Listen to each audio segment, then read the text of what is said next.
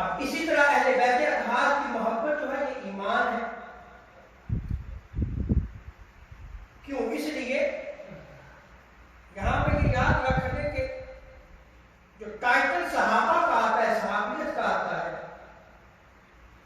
حضور کے جو گھر والے ہیں، جو فیملی ہے ہمارے پاک صلی اللہ علیہ وسلم کی، جو اطرت رسول صلی اللہ علیہ وسلم ہے، اولاد رسول صلی اللہ علیہ وسلم ہے، جو اہل بیت ہے، یہ اس ٹائٹل میں آتے ہیں آٹومیٹکلی. یہ صحابہ بھی ہیں. صحابہ کے مطلب جتنے فضائل آئیں گے، ہر فضیلت جو وہ آپ کو یہ اہل بیت اطہار بھی نظر آئیں گے کہ یہ صحابہ بھی ہیں.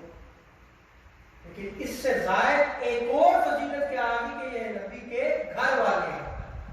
اور آقا علیہ السلام نے اہل بیت اطہار کی محبت کی ترغیب دی. ابن عباس رضی اللہ تعالیٰ عنہما اس روایت کو نقل کرتے ہیں، جامع ترمذی،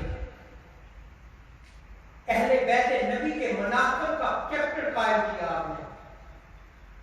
مسلم حاکم میں اس روایت کو نقل کیا گیا. شعبۃ امام بیہقی نے اس کو نقل کیا. حضور علیہ السلام ارشاد فرماتے ہیں، احبوا اہل بیتی لحبی، لوگوں میری محبت کی خاطر میرے خاندان سے محبت،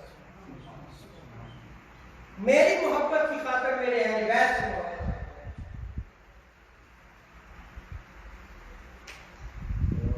اور امام تیمی نے حضرت عبداللہ ابن عباس رضی اللہ عنہ سے روایت کو نقل کیا ہے، اور اس روایت کو امام جلال الدین سیوطی رحمۃ اللہ تعالی علیہ نے الدر المنثور میں بھی نقل کیا ہے.